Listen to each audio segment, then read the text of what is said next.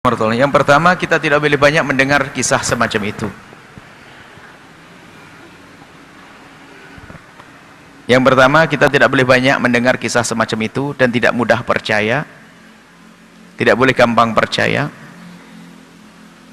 Karena makna selingkuh itu luas. Kadang-kadang WA sudah dianggap selingkuh. Selingkuh itu maknanya luas.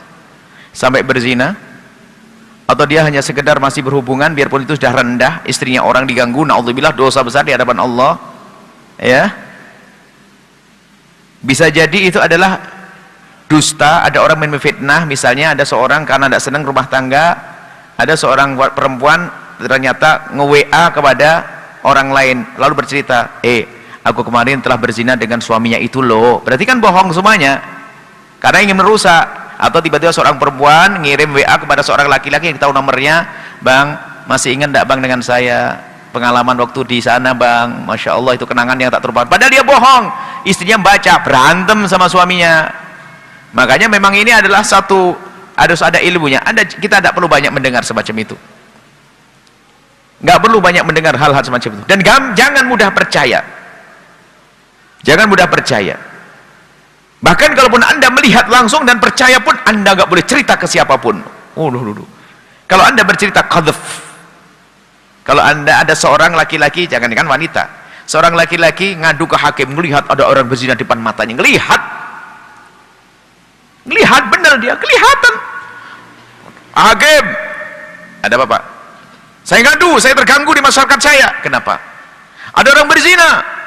Kamu tahu? Saya melihat dengan mata saya sendiri. Di mana tempatnya? Di kamar sana, gini-gini. Oh ya, baik. Kamu berapa orang? Saya sendiri. Oh, sini. Cambuk 80 kali dia. Karena harus dengan 4 saksi. 4 saksi. 4 saksi pun harus melihatnya sama. Mohon maaf, tempat keluar masuknya itu harus tahu, nggak boleh beda. Artinya memang kejadian ini harus ditutup. Akhirnya kita yang mikir dalam bahasan fikih itu, kira-kira kalau ada orang berzina dilihat oleh 4 orang, di mana zinanya? Di alun-alun. Artinya memang hampir tidak ada, kisah itu ditutup. Kalau ada orang kebelasan ditutup. Kalau anda mendengar berita, ajari, tolong ya akhi, jangan cerita ke siapapun, cukup antara engkau dengan Allah. Tobat, jangan diceritakan. Yang repot kita nyebarkan. Saya ngomong ke istri saya khianat. Ada orang ngadu ke saya, kasus perzinaan. Saya haram cerita kepada istri saya. Hati-hati. Kenapa saya ngomong begini? Karena dia mendengar dari orang, kan begitu ya? Orangnya itu telah salah bercerita kepadanya. Ngapain bercerita-cerita? Ini adalah aib yang harus ditutup. Baik. Misalnya kemudian ada soal kejadian yang sesungguhnya, seorang laki-laki sudah punya istri, tak taunya berzina, naudzubillah, dengan seorang perempuan yang punya suami, naudzubillah. Wah, numpuk dosanya. Sudah beristri saja, berzina dengan siapa saja haram, muhsan, hukumannya adalah dirajam sampai mati dia. Apalagi yang diganggu adalah istrinya orang, wah double lagi, masya Allah, naudzubillah, dosa besar. Maka hati-hati urusan syahwat. Ada pintu halal. Sekarang sebab orang melakukan perzinaan itu banyak, modelnya banyak. Karena apa? Karena tontonan, karena berangan-angan, karena tidak menemukan di istrinya seperti itu. Mungkin di dia ada seperti aku lihat di film-film, di gambar-gambar. Makanya hati-hati, jangan percaya dengan fatwa picisan, ustadz picisan mengatakan nonton film porno nggak apa-apa. Naudzubillah, haram. Karena itu merusak sehingga seorang tidak akan puas dengan pasangannya, selalu terpesona dengan yang lainnya. Maka kalau Al-Quran mengajarkan kullil mu'minina yaghuddu min absarihim, kepada kaum pria, tahan matamu untuk tidak melihat, maka semakin hari istrinya semakin cantik. Dan selagi mata dijaga, akan maksimal dia akan berhubungan dengan pasangannya. Karena itu yang halal. Tapi kalau dia sudah melihat yang macam-macam, lagi film, seolah-olah dia begitu, seolah-olah dia tidak akan menemukan di alam nyata, karena itu film dihayal. Bahaya sekali urusan begitu. Maka terjadi perselingkuhan dan sebagainya. Hati-hati, dosa besar. Wanita berzina dosa besar. Dan pezina itu hanya wanita rendah. Wanita mulia susah berzina. Pada zaman sahabat Nabi, lihat, ada namanya Hindun, sebuah kisah. Kalau saya bicara masalah ini adalah harus lebih lama lagi. Karena apa? Banyak orang, naudzubillah, Gara-gara reuni anak-anak SMA, reuni SMA sudah umur 60 tahun tiba-tiba melakukan keharaman. 60 tahun. Ini kejadian, seorang ibu-ibu ngaku sedih, menyesal, tobat, nangis di depan kami. Kenapa? Gara-gara reuni. Reuni 60 tahun, dia duda, saya janda, melakukan sesuatu gara-gara reuni. 60 tahun, berarti itu SMA tahun berapa itu? Padahal di saat punya istri pun mungkin tidak mau, tidak bersemangat melakukan. Tapi di saat ada haram, ada setan yang meniupkan di hawa nafsunya. Hati-hati. Hati-hati urusan semacam ini. Ada wanita namanya Hindun. Tahu Hindun?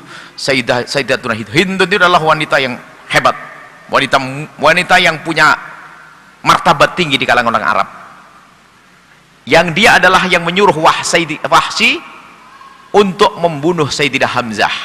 Terbunuhlah Sayyidina Hamzah, lalu Wahsy membelah lalu Hindun datang dan mengambil hatinya Sayyidina Hamzah paman Nabi dan digigit sampai digelari Akilatul Akbat, wanita yang telah menggigit makan hatinya Sayyidina Hamzah saking bencinya kepada Rasulullah. Tapi suatu ketika tobat waktu Fathu Makkah, Hindun tobat masuk Islam. Dan karena baru masuk Islam diajak oleh Rasulullah baiatlah kalian wahai wanita, ayo berbaiat. Baiat apa ya Rasulullah? Baiatlah kalian untuk tidak menyekutukan Allah. Baik ya Rasulullah, kami tidak menyekutukan Allah. Hindun ada. Apalagi ya Rasulullah, berbaiatlah kalian untuk tidak mencuri. Baik ya Rasulullah, kami berjanji untuk tidak mencuri. Apalagi ya Rasulullah, berjanjilah kalian untuk tidak minuman keras. Baik ya Rasulullah, kami tidak akan minum minuman keras. Apalagi ya Rasulullah, berbaiatlah, berjanjilah kalian wahai wanita untuk tidak berzina. Diam. Hindun tidak menjawab, ia berkata, ya Rasulullah, tasdil hurratu, ya Rasulullah, apakah kebayang orang merdeka sepertiku melakukan zina? Nggak rela dibilang begitu, diajak berbaiat untuk tidak berzina karena orang mulia susah berzina. Hanya rendah saja begitu mudahnya berzina. Pintu halal ada, kenapa berzina? Mudah pintu halal, maka buka pintu halal. Hei para orang tua, jangan persulit pernikahan putra-putrimu. Gara-gara ngejar sarjana anaknya suruh berzina, naudzubillah. Sudah tahu anaknya senang dengan pasangan, suruh menyelesaikan sekolah, akhirnya dapat sarjana plus pezina, bapak ibunya masuk neraka bareng. Hati-hati urusan berzinaan. Lalu bagaimana tobatnya? Naudzubillah, jangan urusan zina. Tapi bagi siapapun yang pernah kepleset dalam zina, segera bertobat kepada Allah. Takutlah kalau ternyata terus berzina, tak taunya dicabut nyawanya dalam keadaan dia melakukan zina. La yazni zani hina yazni wa huwa mu'min. Tidak ada seorang pezina saat berzina kecuali imannya ditanggalkan. Itulah su'ul khatimah, imannya enggak ada, naudzubillah. Dan hukuman di Allah pedih. Di hadapan Allah ada pintu halal mudah. Baik. Kemudian dia bagaimana tobatnya? Tobatnya menghadap kepada Allah, berjanji. Sebab-sebab tobat, sebab terjerumus dihindari. Kalau mungkin dia bertemu dengan tetangga, jangan lewat rumah itu lagi. Kalau memang dia berzina dengan tetangganya, jangan melewati tempat itu. Haramkan dirimu lewat tempat tersebut. Dan berjanji untuk tidak menoleh ke tempat sana setiap pergi. Pokoknya dihindari. Dan nangis, tobat, ngadu kepada Allah, sudah selesai. Nggak usah cerita ke siapa-siapa. Nggak usah minta dicambuk, nggak usah. Akan tapi terus takut kepada Allah, menangis, menyesal, hanya Allah yang tahu.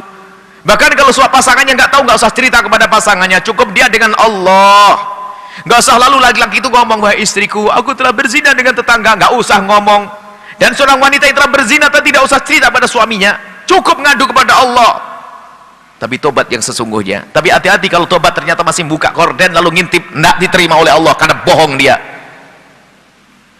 Katanya tobat masih nyimpan nomor telepon, masih nyimpan hadiahnya, bohong itu orang tobat. Kalau tobat dia akan menyesal, semua ya sebab yang menjadikan dia terjerumus dalam zina akan dibuang dan dibuang. Bahkan benci dia, dibakar itu semua kalau tobat. Tobat masih nyimpen baju hadiahnya, tobat apa itu? Bahkan mungkin seorang wanita yang bertobat dari zina, mungkin dia pezina besar, akan tapi dia bertobat mungkin semua menjadikan sebab zina dibakar. Gara-gara baju ini aku berzina, dihancurin itu baju, kenangan-kenangan dan sebagainya, dibuang semuanya. Mohon maaf kalau kami harus begini, karena banyak kita harus menyelesaikan kasus perzinaan, naudzubillah. Kasus-kasus semacam ini. Belum lagi anak-anak kecil tiba-tiba masuk wilayah perzinaan. Anak SMP kelas 1. Anak ini Masya Allah. Kenapa? Karena ini rusaknya media-media ini. Anak kecil, kalau kita zaman dulu adanya televisi TVRI saja, namanya film-film kotor hampir tidak pernah tahu. Tapi hari ini hati-hati. Makanya Anda sebagai orang tua waspada, jangan terlalu royal memberikan anaknya HP, laptop, internet, sebagainya. Jangan masukkan anak Anda kepada kehinaan. Anda harus paham makna ini. Makanya kadang guyonan saya sederhana kok. Saya punya anak laki-laki, nanti kalau punya mantu perempuan sederhana, syaratnya yang paling utama adalah dia nggak senang HP, gitu saja. Daftar ya, nggak senang HP, nggak senang internet. Guyonannya, maksudnya ya begitu bahayanya apa? Internet saat itu, internet, masya Allah. Semoga Allah menjaga kita semuanya. Jadi tobatnya sederhana, ngadu kepada Allah saja, selesai. Ceritakan kepada Allah, nggak usah cerita kepada siapapun dari bangsa manusia. Allah Maha Pengampun.